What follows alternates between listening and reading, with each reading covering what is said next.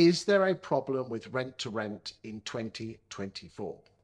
Today, I'm joined by Paul Shamplina, who is the boss man of Landlord Action and the Chief Operating Officer of Hamilton Fraser.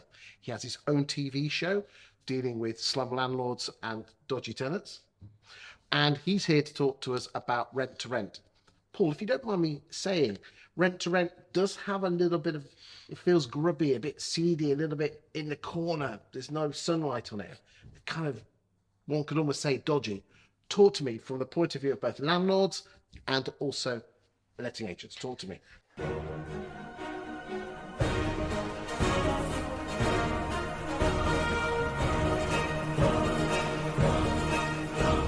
So I'm quite passionate about this because I wrote some guides many moons ago about the property redress scheme.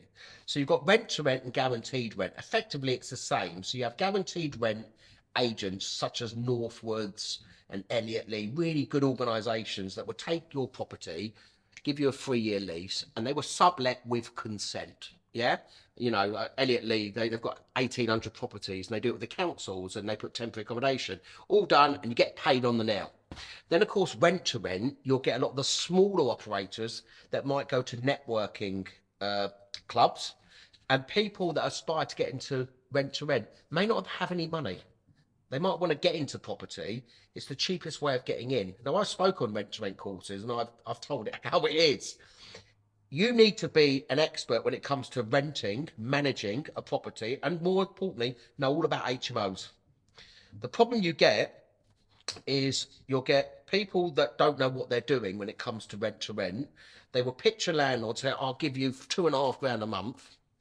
And then they will sublet it, each rooms, and they make £5,000 a month. Now, on paper, that sounds great. But if you look at an HMO with 6-7 rooms, you're putting loads of strangers in. You're hoping all those strangers get on with each other, right? Different culturalists, different work patterns. And then there's antisocial behaviour. You know it, you name it, we've done it. And then what happens is, when there's a fraction, or when someone stops paying the rent, and they all know that you're not paying the rent, they stop paying the rent, that renter, who effectively is the landlord to the property, so he's renting it from the main landlord, and he's giving ASTs to the other.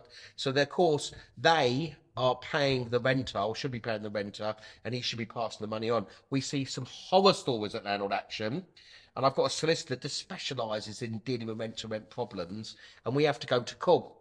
But the problem is you can't go against, the landlord has to go against the renter, not the subtenants, because they're not his tenants.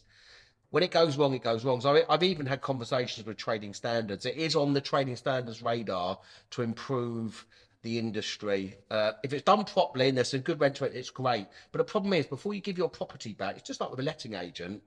What's their financial status? Is the company active? What money do they have in the bank? It's a whole other thing. The problem I see is that you get renters that are doing it that don't know what they're doing, and that's the problem. And then they're in breach of laws when it comes to HMO licensing, and then of course head landlords are on the hook. So there's good organisations that do it, but treat it with caution. Why don't you think letting agents get involved with rent to rent?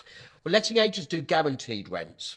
Yeah, but I mean, I'm talking about with these private landlords that want to get in. Yeah, I mean, well, they do offer it. The problem you've got is, a lot of work, isn't it? It is a lot of work. I mean, obviously you can make money, but obviously now legislation, licensing laws, HMO laws, there's much more money to pay out.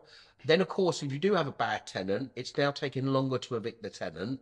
Then there's one room. And then, of course, you've got to hope the other guys are still paying their rent. You've still got to service the working agreements. So it's challenging. A lot of them think it's too much aggravated. But there's some really good organisations that do it, like I told you, like Northwoods and Elliott Lee and stuff like that. There's some big organisations, and they've got centralised funds, and they're really good for it. And they have a complaints procedure and all that type of stuff. Actually, any landlord out there, you should be taking rent guarantee insurance out. So if the tenant stops paying the rent, your rent is paid every month, and you can claim, as a rental insurance, especially in this issue, because of course there are going to be affordability issues for tenants. Thank you for your time, sir. You're welcome.